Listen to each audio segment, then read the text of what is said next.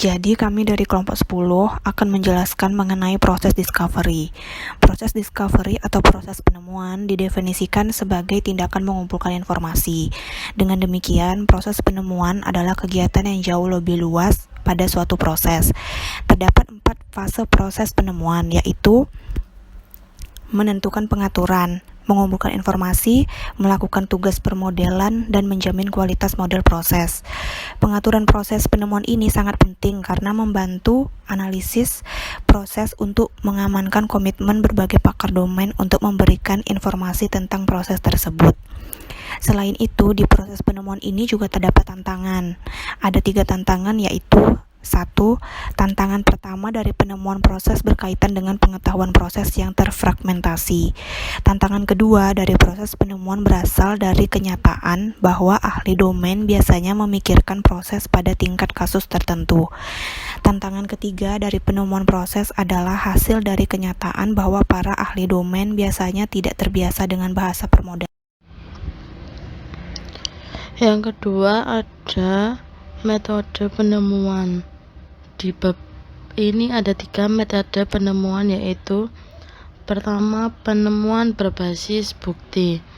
Metode ini menggunakan analisis dokumen untuk menemukan bukti dan menemukan fakta bahwa biasanya ada bahan dokumentasi yang tersedia. Yang kedua, penemuan berbasis wawancara. Metode ini menggunakan wawancara sebagai objeknya, di mana wawancara pakar domain tentang bagaimana suatu proses dijalankan. Yang ketiga, penemuan berbasis workshop. Metode ini menggunakan objek diskusi, di mana untuk menemukan suatu penemuan bisa dilakukan dengan metode diskusi ini agar mempermudah proses yang dijalankan. Di antara ketiga metode itu ada kekuatan dan kelemahannya. Jika perusahaan ingin mendapatkan wawasan yang lebih luas, maka perlu menggunakan metode wawancara dan workshop untuk tercapainya hasil dalam penemuan itu. Karena dengan metode itu, orang yang bersangkutan lebih banyak memberikan wawasan ke dalam proses. Selanjutnya adalah proses modeling method. Proses modeling method ini ada 5 tahap. Yang pertama, identify the process boundaries. Identify the process boundaries ini merupakan tindakan mengidentifikasi peristiwa yang memicu proses kita dan orang-orang yang mengidentifikasi kemungkinan hasil proses. Hal ini dapat kita lihat bahwa proses ini dipicu oleh penerimaan pesanan, pembelian dari pelanggan, dan dilengkapi dengan pemenuhan pesanan sebagai hasilnya. Sehingga dari kedua peristiwa ini kita dapat menandai batas-batas prosesnya. Yang kedua, identify activities and event. Tindakan ini digunakan untuk mengidentifikasi kegiatan utama dari proses tersebut. Dalam kasus proses pemenuhan pesanan, tahap ini dapat mengarah pada serangkaian kegiatan yang kondisi pesanan dan peruntukannya belum ditentukan. Yang ketiga, identify results and the handover. Merupakan serangkaian kegiatan dan acara dari proses pemenuhan pesanan yang sekarang ditugaskan ke kumpulan dan jalur.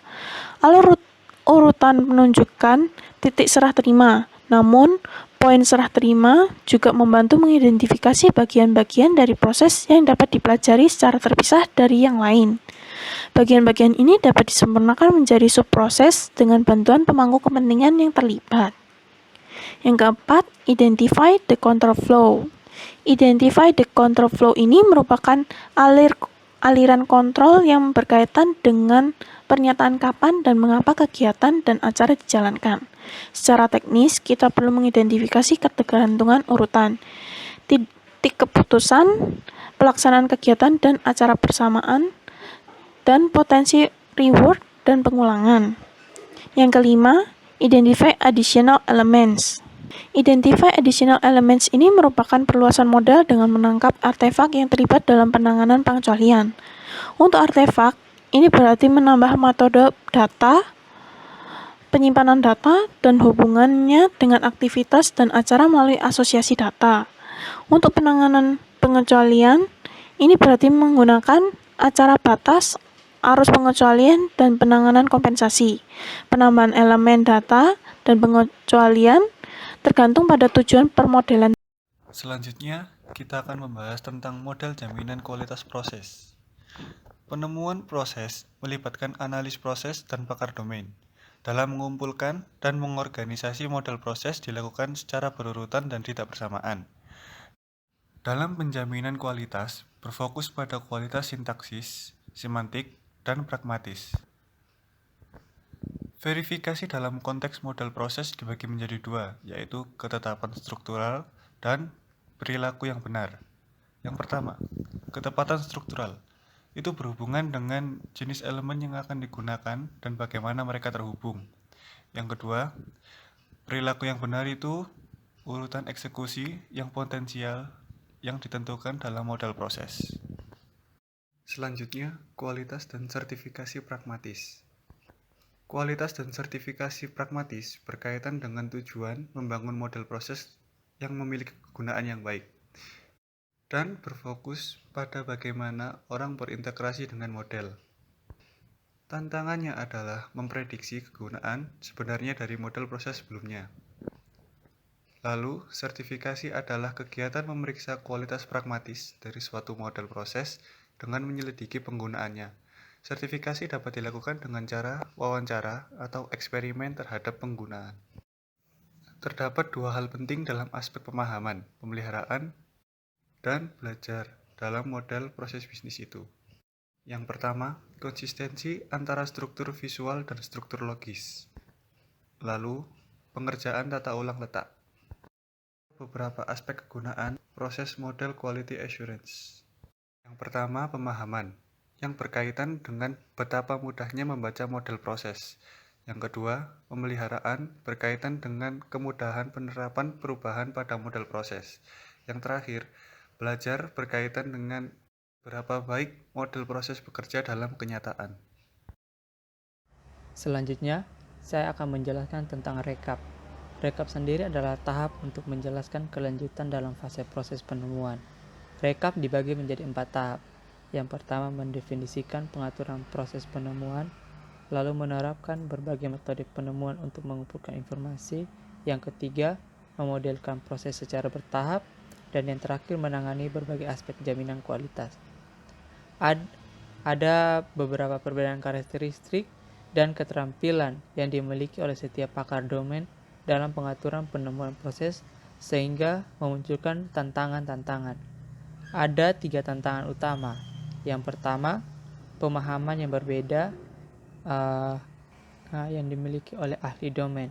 Yang kedua, setiap kasus ahli domain harus menganalisis proses secara abstrak, sehingga setiap kasus itu akan menjadi sedikit sulit. Yang ketiga, analis proses harus membantu ahli domain dalam membaca model untuk mendapatkan umpan balik dikarenakan pakar domain sering mengalami kesulitan. Selanjutnya, metode penemuan yang digunakan terdiri dari metode berbasis bukti, wawancara, dan lokakarya. Metode berbasis bukti sendiri berarti memberikan wawasan yang objektif terhadap pelaksanaan proses. Pada metode wawancara, itu mendapatkan umpan balik langsung serta klarifikasi secara lebih detail. Yang terakhir, lokakarya, yaitu memastikan segala perspektif para ahli domain yang berbeda-beda sehingga bisa menjaminkan spesifik dari proyek pertemuan untuk menyamankan dari setiap pemikiran ahli-ahli yang lain.